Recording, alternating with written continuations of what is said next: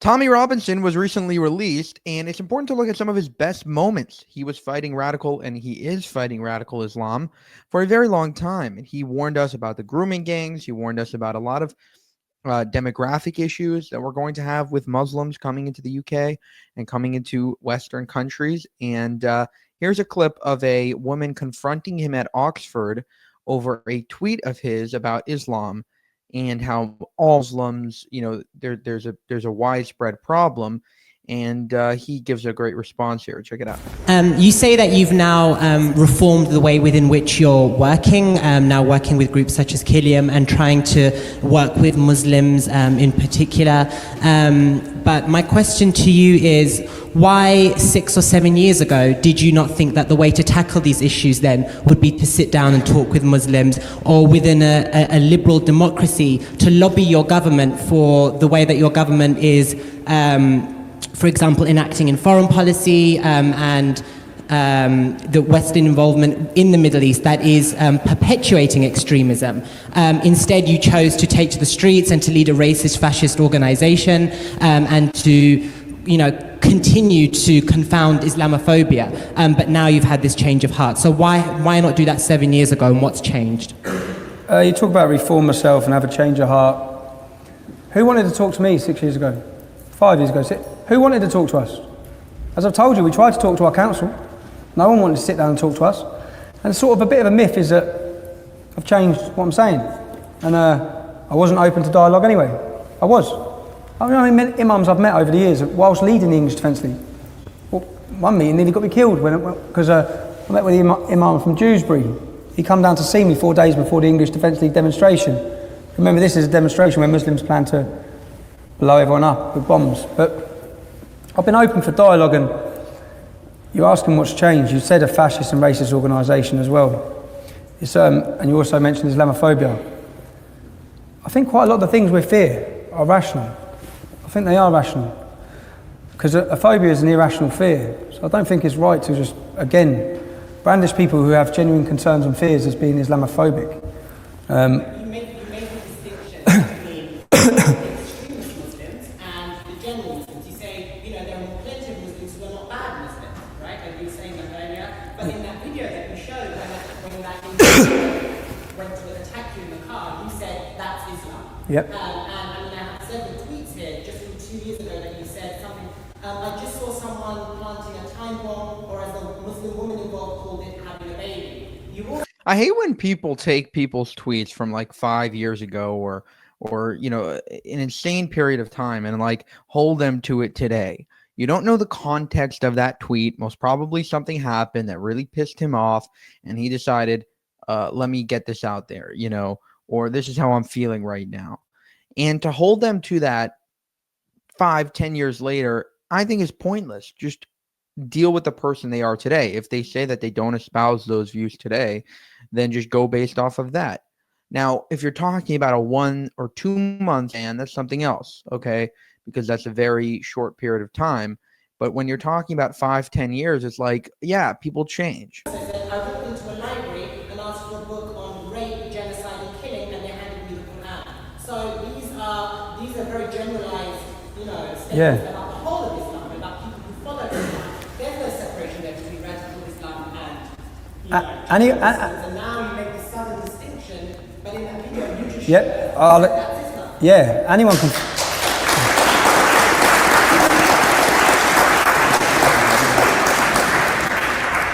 can Photoshop a tweet, as happens many times. I get told I've said this, I've said that, and many times it's the first time I've heard it. That's 4 years we talked about the tweets. That's 4 years ago, is it? 4 years worth of tweets, ending in when you. I wasn't on. And then you reopened your. Well, I wasn't on Twitter 4 years. I wasn't on Twitter 4 years ago. Yeah.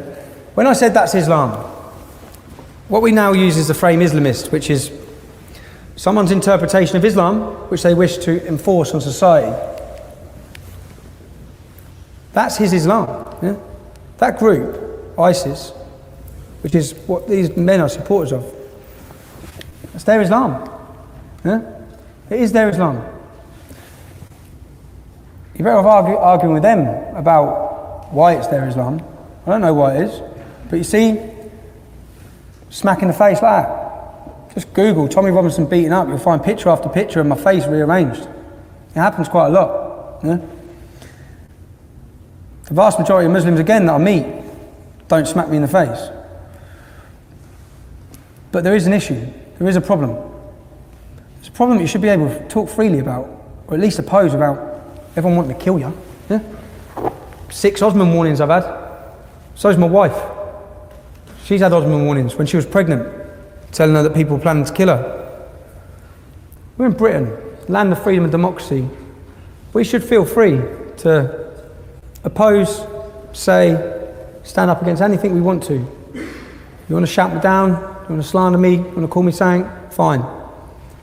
All we see is violence. That's all I see. It's not all I see, because the vast majority of Muslims who come up to me, I've had many Muslims stop me in the street and say that they feel their religion's been hijacked. You can date this back, which is when I go back to this Muslim recently, who I'm meeting this week, and he brings it all back to the time of Abdul Wahhabi, talking about Wahhabism.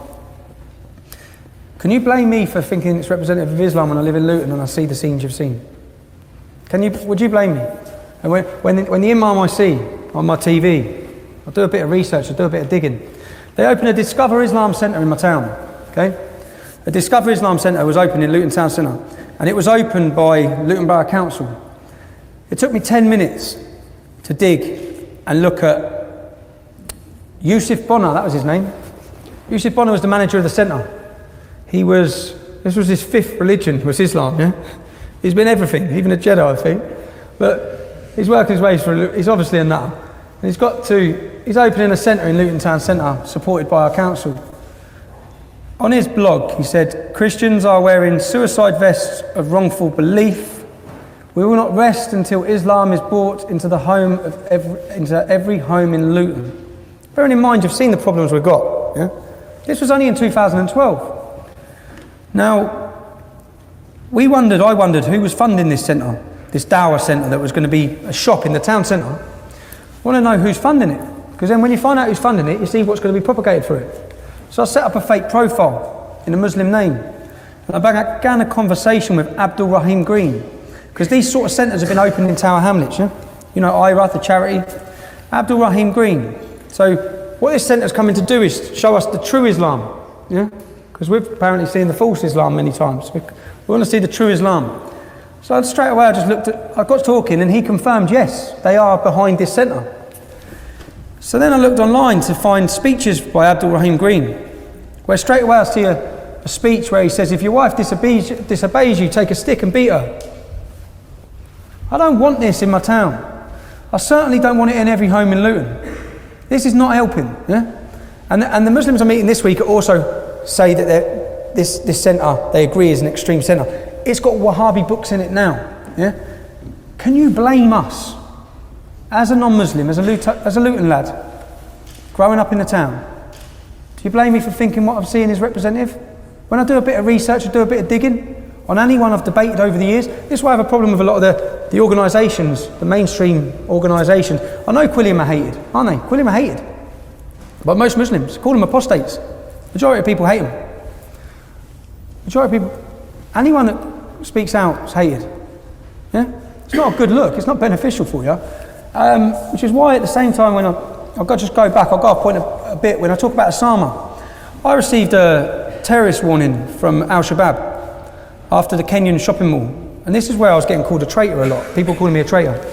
When I left the English Defence League, obviously I had this big backlash against me. It's a difficult thing to do at the time. Now, Osama got an Osman warning. I know what it's like to get a knock on the door, sit your wife down, tell you people are going to kill you. It's not good. It certainly gets you in the doghouse anyway.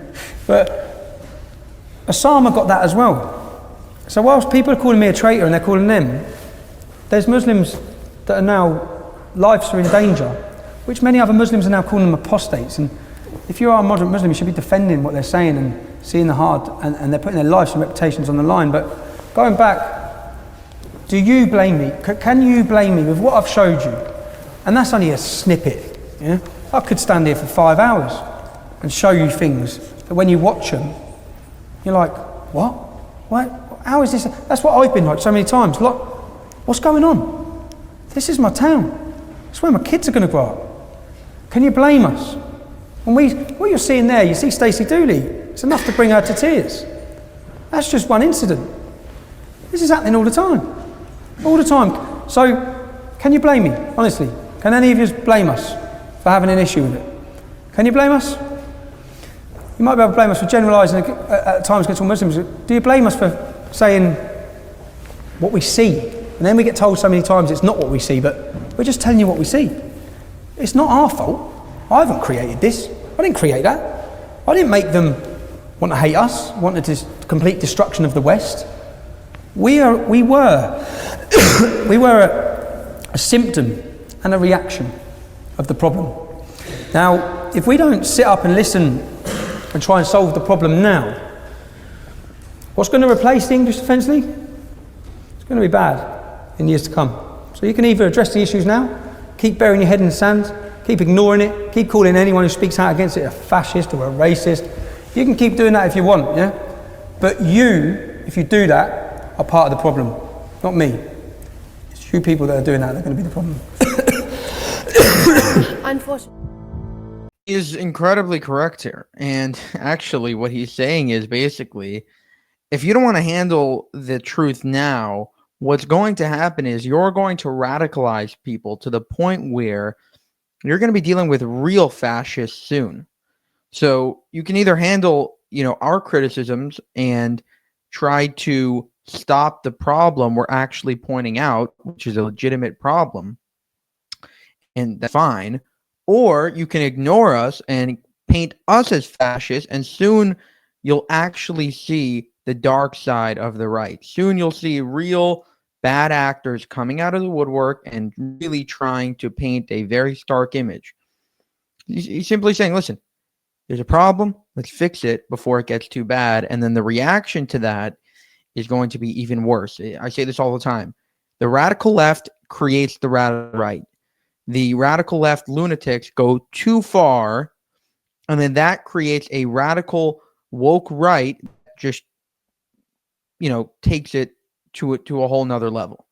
They'll say, okay, you pushed us all the way here, and then the real Nazis come out and they become the monster that the left actually painted them to be from the beginning.